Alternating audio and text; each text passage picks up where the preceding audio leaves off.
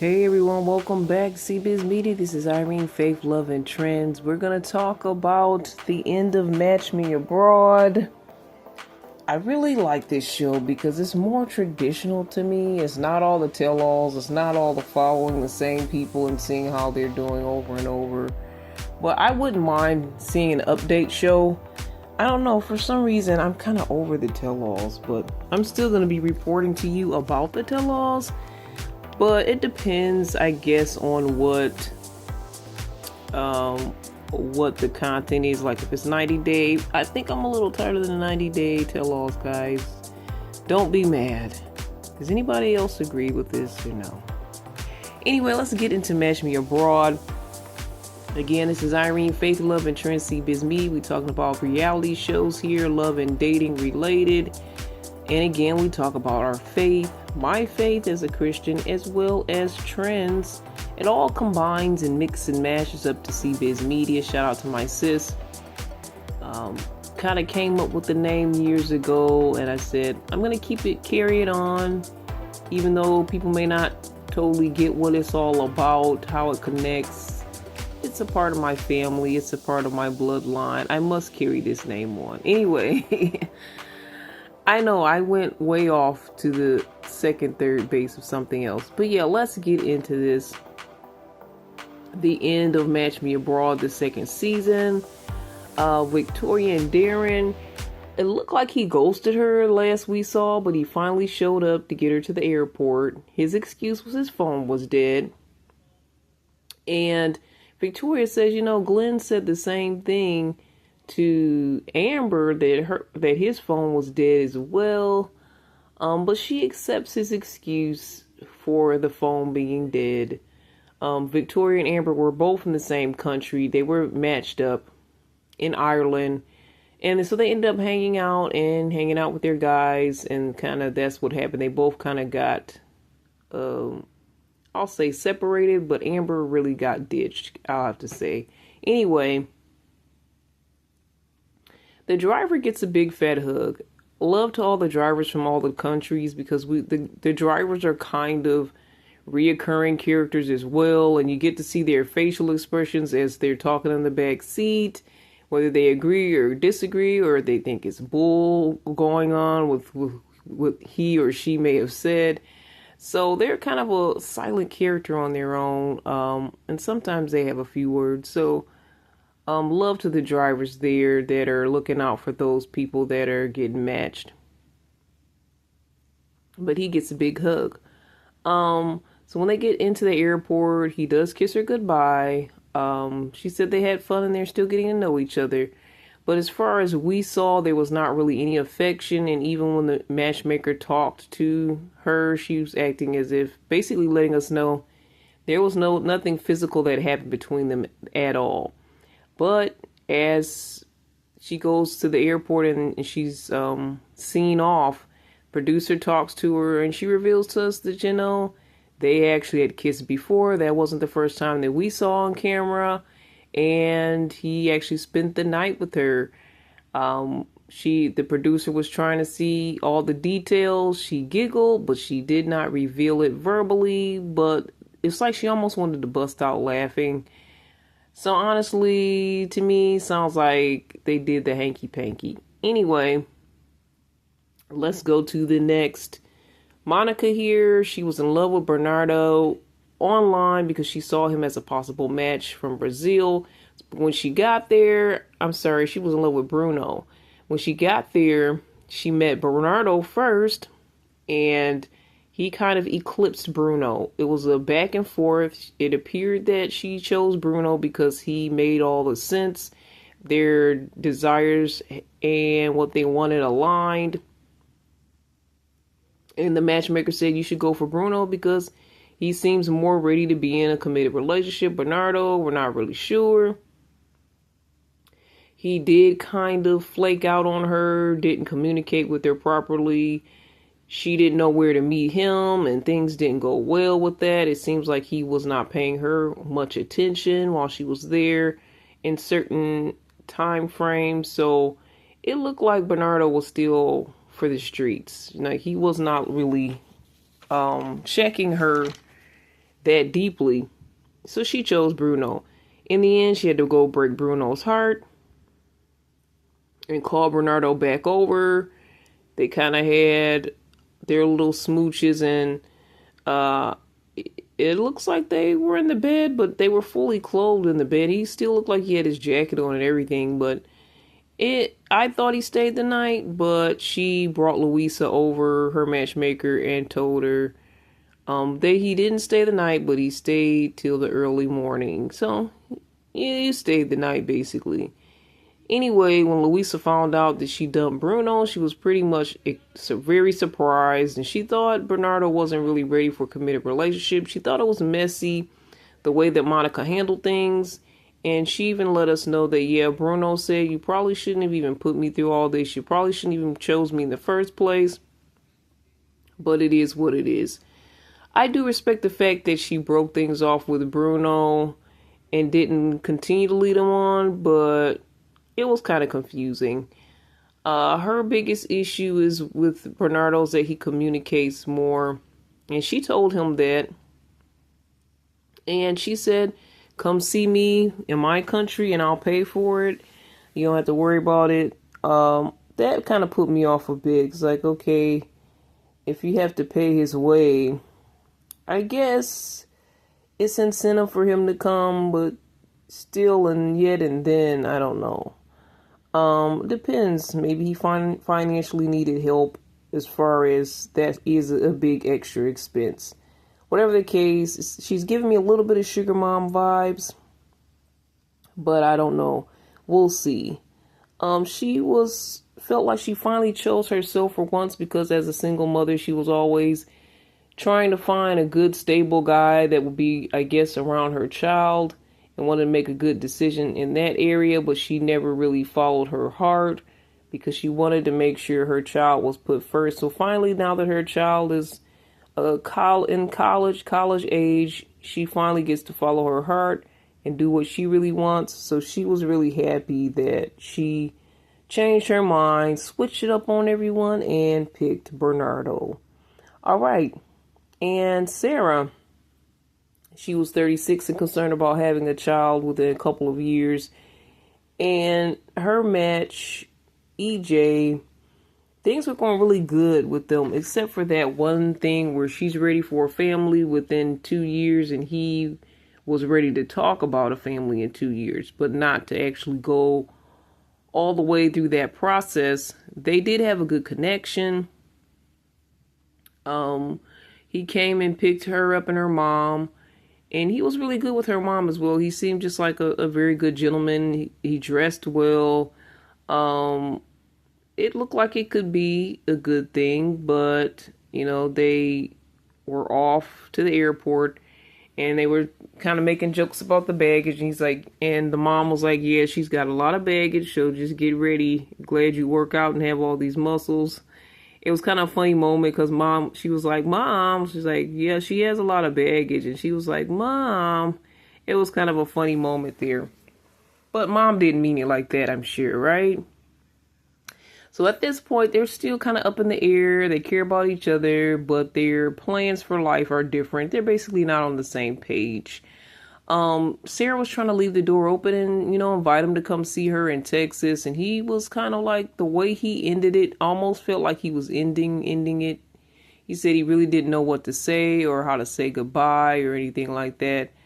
Also that he doesn't really know what to do with the situation. And I guess anyone could say that, because it was a tricky situation for both of them. They're just basically not on the same page. They're both good people, just have different trajectories in life as far as time frame of starting a family. That's the only major hiccup that I saw between these two.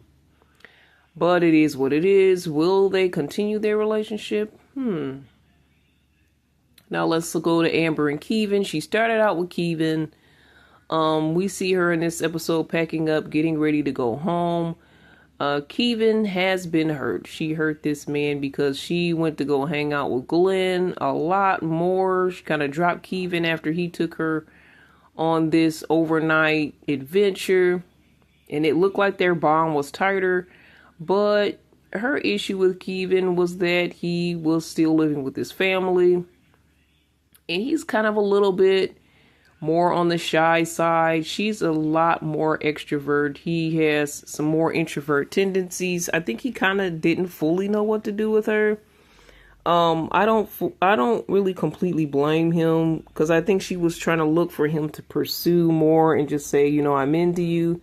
And she wasn't feeling that he was doing that. So she went with Glenn, who's more extrovert. He's out there, but maybe he's a little bit too far out and he's still for the streets, because he left her at the club and she was texting. I think she was trying to text him. He never responded. And she saw he was club hopping because he was posting it, I guess, on his social medias. That was foolish. That was foolery. So when they met up the next day, he denied everything and tried to make her look like a fool. She kind of popped her top, knocked his drink out of his hand, yelled at him. And, you know, he was saying, well, if she's like that, and I know he probably wanted to call her that word, but I won't say the letter, but if she's like that, you know, that's somebody I don't want to be with anyway, if she's going to pop off for something that small. But I don't consider it that small for you to leave me at a club alone, especially I'm from another country and I don't know everything that's going on or the culture or anything like that. I mean, at least text her. At least say, you know, I ended up going to another spot. But it just shows that he's irresponsible. He's not ready for a real committed relationship. And he's ready to hop off to the next club. He's probably ready to hop off and on to the next woman as well. So she dodged a bullet. And her matchmaker said, you know, you really should look into Kevin and don't give up on Kevin to go for Glenn. And she kind of ended up doing that anyway, because Glenn was more exciting and all of this and that. He had that swag, so to speak. But he, in the end, I think he was kind of a jerk. So now she wants back with Kevin. And Kevin does show up and visit her, but he's hurt, he's heartbroken, he's saddened. But he does come to say goodbye to her, and he shows her some love. But at the end of the day, what's going to happen between these two? Because she's like, you know, maybe Kevin is the love of my life, and I'm glad he put up with me. I learned about myself. I learned that there's guys out here like Kevin, and I've been making some bad choices, but I'm glad that Kevin put up with me, and hopefully he's the one. Well, now let's talk about how things really ended up. And this is the satisfying part of this show for me, because in the last episode, I get a quick synopsis of what happened to them. I don't need a whole hour, 2-hour, 4-part series to know what happened to each couple. And some of these couples are way more interesting than others. You know, I don't need a tell-all to talk about all these couples, because some of them were just okay. Some of them were boring. I gotta be honest with you. Match Me Abroad, I did like all the couples. But I did forget to also mention Harold. I'm sorry, guys. Harold, he's the fan favorite for me. He does have autism, and with the young lady he was with, she was opening her heart more and more to him. And at the end of the day, he was trying to slow down because his matchmaker suggested it and said, hey, just give her a little space. It's a part of her culture. So he was doing that. And he said, you know, I'll just spend more time up here with her to show that I'm interested and I care. So it looked like they were kind of on lock for this relationship to go further. He wanted to jump to proposal, but he didn't. He stepped back. And things looked good at the end of the day. But when he got back to the States, this is what we found out. This is the aftermath of everything. When he got back to the States, the relationship didn't go any further. They didn't talk anymore. And he ended up moving on. He went to Taiwan and met someone there. And he was going to propose to them until they asked for $150K. And he's like, I'm out. Yeah, Harold, that makes a lot of sense. I'm sorry, Harold. It's not fair that you're being treated this way. You don't deserve it. He met a young lady previously where things looked like they were going somewhere. And I'm not sure if she had autism, but I feel like she had some type of different type of social development thing that was going on with her, and I'm sorry if I'm not saying what I should be saying properly. Please correct me. All love to everyone, but she looked more like she could connect more and relate more with Harold and his life and lifestyle, but she also too dropped off on Harold as well. So the new young lady, she was concerned about him having autism, but she was willing to work with it. She seemed to like him and enjoy him. It took her a little time to grow on him, or for him to grow on her, but it looked like they had something solid that was happening. But she dropped off. He met someone else, was ready to propose, and then the money grab came in. So Harold, if you're still single, you can contact me. You can reach out to me. I'm open to it. I'll also take Kevin, the one that Amber broke his heart. I mean, I'm like these nice guys. Some of them are shy. Some of them are different. I can say that I'm a little more of an introvert myself. I'm not the most outgoing. And sometimes it seems like introvert guys, they want the opposite of who they are. And that's fine too. But for me, I think Harold really just wants somebody to care and accept him as he is. And it seems like it shouldn't really be this hard for him. So I do wish him the best. And I hope that he's able to find someone to truly love him as he is. Monica and Bernardo, did they stay together? They actually are still together, and they have a long distance relationship. He's working to communicate better, and he's doing that right now. Bruno is still looking for love. Again, I'm open, Bruno. I'll take all of these guys whose hearts are broken. I'll take one of them. Like, I can't take all of them. So just look me up, guys, if you're interested. Drop something in the comments. Bruno, Harold, Kevin. The comments are open. Anyway,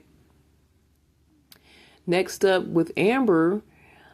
Amber and I kind of let you know that Kevin and Amber ain't together. Basically, their relationship didn't continue when she got back to the States, but she reconnected with an old work friend, I guess, and they started dating, and now she's preggers. And my question now, I'd like to get a little deeper into her business, is she still with that person? Or what are their plans? Is there a wedding in the future? Is there a long-term relationship? I'm just curious. All right, now with Darren and Victoria, it was a little up in the air because we didn't see them, show any physical connection with each other on camera, but they were doing stuff off camera, and Victoria kind of let us know. And he came and visited her, and they're planning to meet up in London, and they've got a lot of kissing going on according to the show. So they seem to be going strong with their long distance relationship, and I wish them the best. There's a kind of a big age difference between those two. And there's somewhat of an age difference between Monica and Bernardo as well. So the Cougars seem to be winning on this show right now, Match Me Abroad. All right, so for Sarah, she found her doctor. She found her man. He's a doctor. And he's actually in her own town, but he's from Guyana. So he comes from Guyana originally.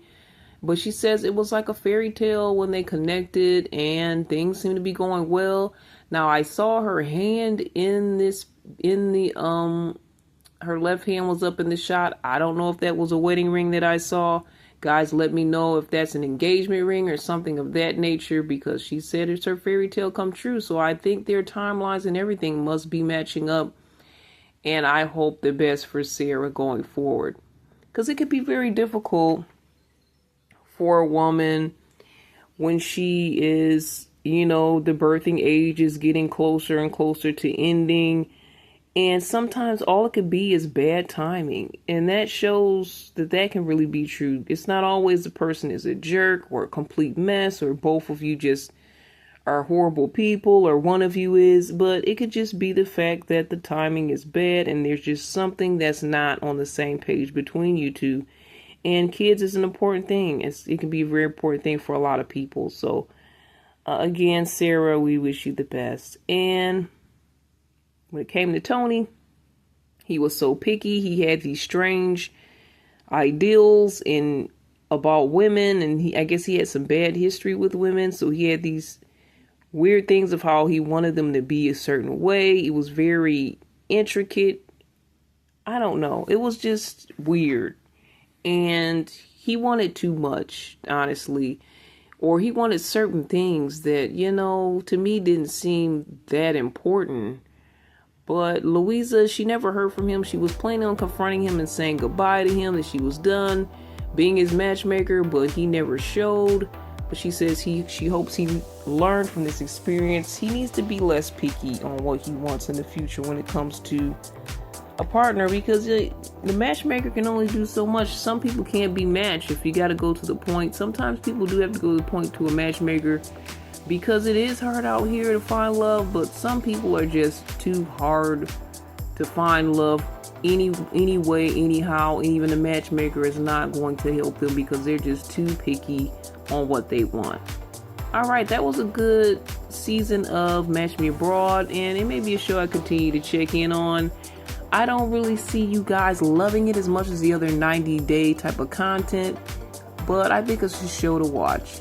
All right, guys, we'll talk again next time. Faith, love, and trends right here on CBiz Media. This is Irene. All the best and God bless.